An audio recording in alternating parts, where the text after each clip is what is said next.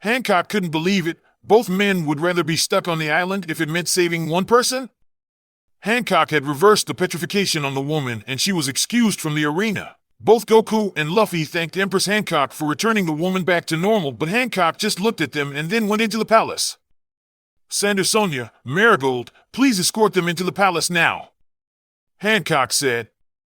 Of course, big sister, Marigold and Sandersonia said. Goku and Luffy walked up to the palace and were told to wait by Hancock as she went into another room. Marigold and Sandersonia were talking to each other silently when Luffy started talking to Goku aloud. So you defeated them both, huh? That's awesome. I wish I could have helped, said Luffy. Yeah, but don't sweat it, you were badly injured in the first place. Even if you were about to fight them, I might have had to knock you out so you wouldn't get hurt any further, Goku said, grinning a goofy grin making both of them laugh. Please come in now, Hancock called out to them. Goku and Luffy walked into the other room and saw Hancock revealing her backside with a brand that marked her. Goku noticed that it was straining her from even looking at the mark. He wondered how she got it in the first place. Hey, I've seen something similar to this mark. Well, it's not exactly the same as the one I've seen before. There's this fisherman friend that I have that has a similar marking that looks kinda the same, Luffy said. If neither of you know what the bearing of those marks means, then it's time you were informed, said the new voice. A new voice spoke from the room's entrance, prompting everyone to look back. Standing at no more than a few feet in height was perhaps the smallest person that Goku had ever seen. It was an elderly woman, presumably a Kuja. The old woman also held onto a cane that was in fact her own snake, while her other hand had in its wrinkled grasp a newspaper. She's even smaller than Krillin, Goku thought to himself. Elder Nyan, Marigold and Sandersonia shouted together. A scowl set on Hancock's face. You again? Where did you? Your name is Monkey D. Luffy, am I correct? Nyan said. Yeah, how did you know that? Luffy asked her. It would be nearly impossible to not recognize the boy who struck at a world noble, Nyan replied, along with gasps being heard by Hancock and her sisters. A world noble? Hancock replied in disbelief. Who is a world noble? Goku asked out loud. All heads looked towards Goku as he finished his sentence. How can you not know who the world nobles are? Asked Nyan questionably. Goku said, scratching his head nervously now. Looks like you've got a lot of explaining to do, Nyan said. Yes, but before doing so, can someone explain to me who are the world nobles and are they strong? Goku asked Nyan. They're a select group of nobles whose ancestors were said to have created the world in their own image. They hold more power than anyone in this world and have the backing of the entire military at their beck and call. They abuse their power to enslave anyone they want, either human, pirate, fishmen, or even mermaids, Nyan told the Saiyan. Goku angrily clenched his fist up. Those people should pay for what they have done to those slaves. But I want to take them all on right now to see how powerful they are, Goku said as he grinned at the idea of taking on the most powerful fighters in the One Piece world. But Goku, how will you take them all on? You could barely take on Marigold and Sandersonia even when you went full power? Hancock asked Goku. Heh. Well, you see, Goku said as he scratched his head. Goku told them that he was only 15% of his full power. 15%? Everyone yelled. You mean to tell us that you were fighting at 15% the entire time? Marigold and Sandersonia said in shock. Yeah. I thought maybe if I used too much power I might accidentally destroy the island, Goku said slowly. The three sisters and the old Kuja looked at each other, wondering how one man can have this much power yet be so gentle and have a pure heart. Goku, you promised us that you would explain yourself, the old Kuja asked. Yes, I did. Very well, you might want to take a seat, it may take a while, Goku said while sitting down, getting comfy. It took Goku a couple of hours to briefly explain how he was from another world similar to theirs, how he was from a warrior race called the Saiyans, how he was raised on Earth and went on an adventure at a young age to find the 7 Dragon Balls. He also described how he was the protector of Earth after defeating enemies such as his rival Vegeta, the tyrant Lord Frieza, the bio-android Cell, Majin Buu, Frieza's older brother Cooler, a space pirate Bojack, etc., later on to being the protector of the galaxy for stopping an enemy called Moro, who threatened to destroy anything in his way by using old magic. He finally ended it by explaining how he was celebrating with his friends over their victory against Moro, when he was accidentally wished away from his world into this world. Well, that's how I got to your island. Goku explained. He was worried that his explanation might make them think he sounded as though he'd gone insane in the head. But to his surprise, the three sisters and the Kuja elder had believed every word he had said. They hung on to every word he had told him, asking him questions such as the difference between their worlds. All except Luffy, who dozed off after Goku explained his encounter with the Ginyu Force. Surprisingly, yours is not the strangest I have ever heard. Nyan replied. Well, I think we should conclude story time for today. Hancock turned to Luffy. The ship will be ready by tomorrow morning. Until then, you're free to rest in the palace, though I would ask that you refrain from wandering too far. A feast is already in the process of being made and should be finished shortly. You're free to join. The Empress didn't even finish her sentence before the two men dashed off towards the banquet hall. Before going any farther, Goku turned around towards Hancock and bowed.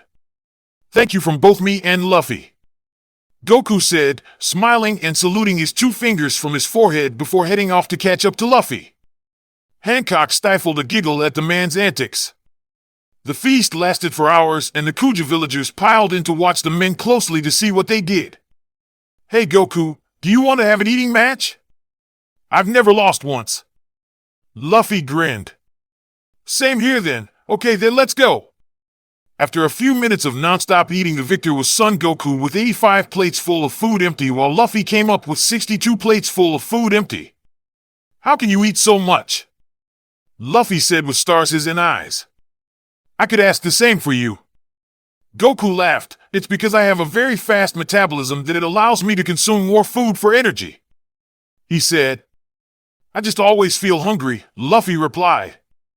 Both broke down laughing as they realized they have a lot in common, food. Eventually the feast ended and the Kuja women were starting to leave so they could go back to their homes. Luffy passed out sleeping from eating so much food while Goku flew out the window to get some fresh air. Goku flew towards the cliffs that started this entire quest and saw the entire palace from this view. He still was appalled on hearing how Hancock and her sister had to endure pain and suffering while enslaved by the celestial dragons. Goku couldn't believe that it was still happening to this day. This was infuriating the good-hearted Saiyan. No one should have to be treated like this. Goku thought he found his purpose in this world. Goku already had plans on visiting these world nobles when the time came. Though, in the meantime, the Saiyan also had the intention of accompanying Luffy on his voyage to return to his friends. It just so happened that Luffy's destination was also the home of many of the world nobles, and where their despicable acts of cruelty took place. Exhausted, Goku flew towards the jungle and rested on top of a tree just like he did as a little kid and soon fell asleep. Boa Hancock walked around the palace thinking of the day's event and the request Elder Nyan and Luffy asked of her, the young pirate that had caused such a stir in the world. As of late had begged the Empress to help him save his brother, who clearly meant the world to him. Hancock had felt compelled to assist Luffy simply from the desperation that he exuded, and the fact that he had helped her sister Marigold from being attacked by a couple of beasts even when she had tried to capture him. This had certainly helped his cause. But there was still something holding her back, and that hesitance alone gave her pause. She told Luffy that she would think about his request over the night and give him her decision tomorrow. They wouldn't be departing anywhere until tomorrow, so she had given herself some time to collect her thoughts and come to a decision. Come to think of it, that other man, Goku, wasn't there with Luffy and the old hag when they spoke about their case. Boa Hancock gasped slightly in shock as a sudden thought struck her like thunder. Was the reason for my hesitance somehow caused by his lack of presence in the situation? She asked herself. She couldn't believe it. No, she wouldn't believe it. The idea itself left the Kuja Empress simply befuddled. Is my decision really contingent on what that man's stance is? Preposterous. She denied. Why would she value the opinion of this man, whom she had hardly known for a day, more than even her sister's or her own opinion? Hancock grew tired. She entered her chamber towards the comforting side of her bed. Perhaps sleep will bring me the answers I seek. The next day came and Goku flew up to the chambers to see Luffy and Nylon talking to each other. "Hey, what's going on?" Goku asked. "We are awaiting the decision of Empress Hancock if she would help Luffy getting his brother back Portgas D. Ace and join the other Shichibukai in the war with Whitebeard. Ace is to be executed by the Marines very soon, so we need to get a decision from Hancock as soon as possible." Goku looked at Luffy, who was keeping his head low and away from anyone's view. "Those Marine fools!" Elder Nyan spoke with clear distaste in her voice. "I can't believe that they forced a confrontation with Whitebeard of all people. Neither side will walk away without casualties. What were they thinking?" She said, "I would wager that there wasn't much thought involved in the first place." Hancock's voice was heard as she entered the chamber behind Goku. She averted her eyes when they met Goku's and began to fidget under his gaze. "Hancock! So are you going to help me get my brother back from Impel Down?" Luffy asked, looking up now. Hancock had the entire night to think over Luffy's request, but still hasn't come up with a decision. Before the Kuja Empress could make out a proper reply, Goku stepped forward, lightly brushing Luffy to the side. Hancock met the Scion's onyx deep eyes and found herself strangely fixated with their depth. Hancock's legs began to feel a little weak and her face slightly warm. "I know that this is a rather huge favor to ask, but could you please help Luffy?" he asked the Kuja Empress. If only it were so easy. Elder Nyan thought to herself wearily. She knew how difficult it was to persuade Hancock of anything that she was reluctant to do. The woman's personality suited only to her needs and that of her sisters, but not much beyond that. "I've been trying to convince Hancock to respond to the government's call for the Shichibukai ever since they sent the notice, but she's always turned me down, despite knowing the jeopardy that she puts our country in for her negligence. They even sent a vice captain to personally convince and escort her back to Marineford," she says to the two men. A light blush dashed across Hancock's cheeks, making her usual beautiful features even more mesmerizing if it were possible. "If that is what you truly wish, then I shall go wherever you desire." The Kuja Empress's declaration threw the sisters and Elder Nyan aback with sheer surprise. They started open-mouthed at the spectacle that was their empress, acting like a love-struck schoolgirl. "All right! We're going to save my brother Ace," yelled Luffy while jumping up and down out of pure joy. Goku smiled and took Hancock's hand and shook it. "Thank you very much. It really means a lot to Luffy and me," he says to Hancock.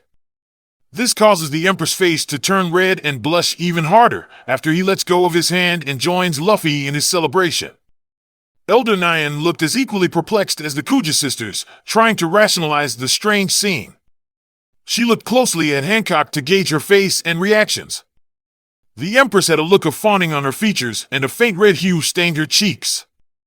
Her eyes would shyly peek at the man called Goku when he wasn't looking, and she constantly toyed with her fingers.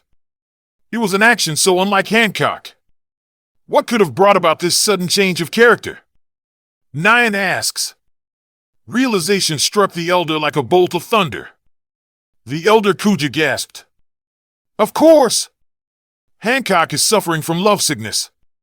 It's the only explanation." Nyan thought to herself. If her hunch was correct and Hancock did indeed suffer from lovesickness, then Hancock would have no choice but to comply with the wishes of this Goku, lest she would fall victim to the same condition that ended the life of her predecessor. The elder's swollen lips thinned tightly with worry. "I'll need to speak with Hancock before she plans to depart." Thankfully, her decision to help the Straw Hat Boy happens to coincide with the benefit of our country's livelihood, Nyan said. Helping Luffy meant that Hancock would need to appeal to the call of the Marines, which would therefore prevent the world government from revoking Hancock's position as a Shichibukai. The elder Nyan weary sighed as she leaned on her staff. She then looked at the orange-clad Scion warrior that had somehow found a way to bring out a softer side of Boa Hancock, other than her usual cold and hard demeanor. "I don't know how you did it, but you actually managed to worm your way into Hancock's heart. That was something that I had feared was lost forever in her deeply troubled past. For our Empress's sake and that of our nation, I pray that you aren't the type of man who would take advantage of this." Hours were spent planning out on how to get Luffy to infiltrate the greatest and most feared prison known to pirates, all the while avoiding any suspicion that Hancock and the Kuja women were involved in any way with the Straw Hat. In the end, Hancock had been able to propose to the vice admiral assigned to make certain of Hancock's arrival at Marineford on the condition that he take a short detour to impel down. Thankfully, Luffy's relatively small stature in comparison to Hancock's was what gave the young pirate the opportunity to be smuggled aboard the marine ship without notice. Hancock was reluctant to the idea at first, but eventually conceded that it was the only way to safely harbor Luffy on board within the folds of her long cloak. The most challenging obstacle of all was the inclusion of Goku in all of this. Hancock couldn't smuggle the both of them on board the hostile ship like she would Luffy. Hancock made the suggestion for the Saiyan to simply stay on Amazon Lily until the events with Ace's rescue were settled. But Goku would have none of it. I can't let you guys go to such a dangerous place without my help. And from what you told me, this prison is a really nasty place where some of the most evil and powerful criminals are kept locked up. And then there's the entire marine force that you have to watch out for," he said. Goku looked down at his clenched fist and backed up to face everyone. "No way, I'm coming with you." Goku's words broke no argument, and his eyes gleamed with determination to see to it that his new friends were safe. "Then it is decided," Nyan told everyone. "In a few days, the Marines will come here and escort Hancock down to Marineford to help them out in their battle against Whitebeard, so we need to make sure everything will be set up when the time comes to help Luffy get his brother back. So in the time being, I want all three of you," she says as she looks towards Goku, Luffy, and Hancock. "Do not worry and enjoy yourselves." She grinned. "Marigold, Sandersonia, and I will take care of everything," she tells them. "Why do we have to do it?" said Marigold and Sandersonia, who immediately regretted ever asking for the glare they received from Nyan. "Thanks, old lady," Luffy grinned at Nyan. "Come on, let's go do something fun," Luffy said, looking towards Goku. They were about to dash off when Goku turned towards Hancock. "You want to join us, Hancock?" This caused the Empress to blush a little.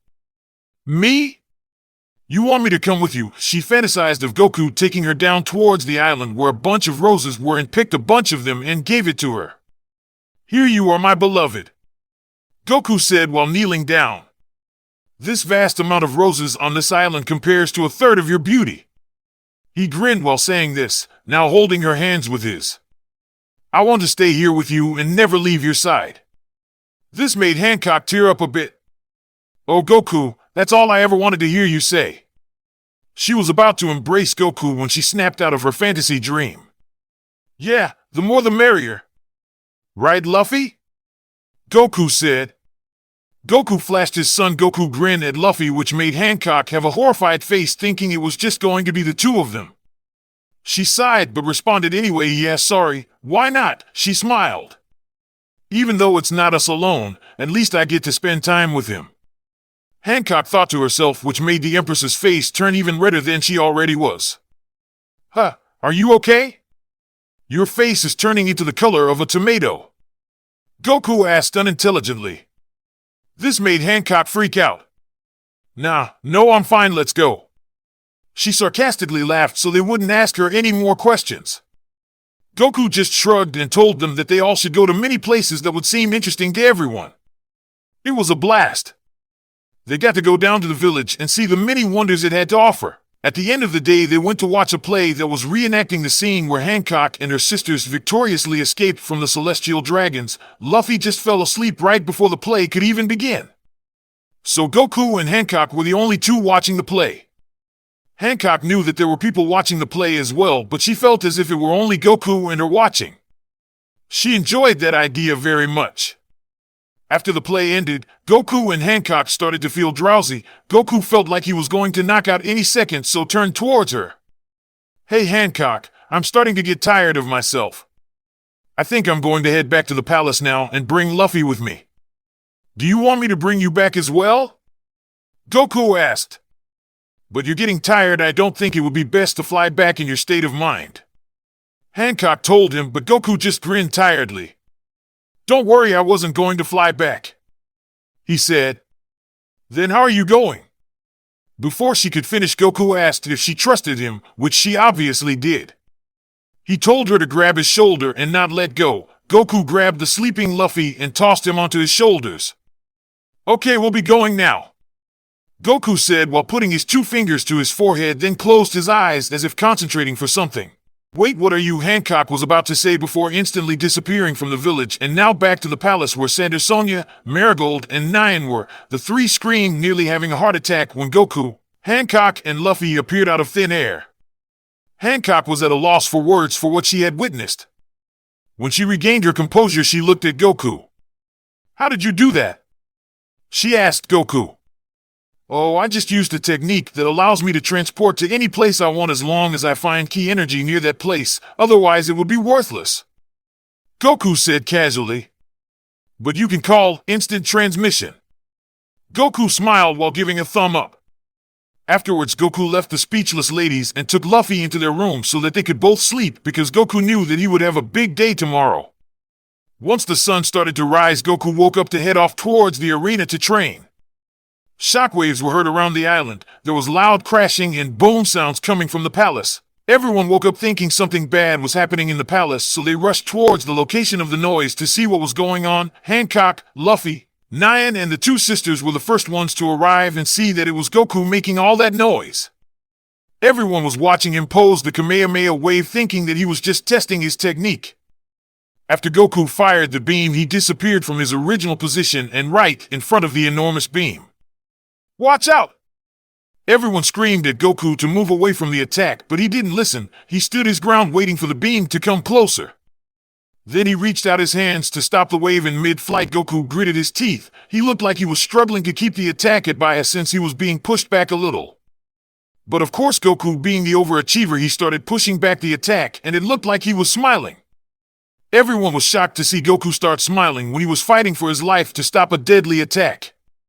They thought the attack was so big and loud the entire island started shaking violently, causing everyone to start falling because they couldn't hold their stance against the violent rumble. "Ha!" Goku screamed before he crushed the wave together in the palm of his hands. Instantly, a huge explosion engulfed Goku, making it impossible to see what had happened to him. "Goku!" Hancock screamed, thinking he had been hurt or worse by that explosion. Hancock was going to jump into the ring, but Marigold and Sandersonia were holding her back so she couldn't fear that she may be hurt as well. The fire started to recede and only black smoke covered the arena. Hancock started crying, thinking the worst had happened to Goku. She later started to faint. Hancock, her sister, cried out before catching her before she hit the floor. Hancock looked at the ring one more time, thinking Goku was gone. "Goku," Hancock said, tearing up.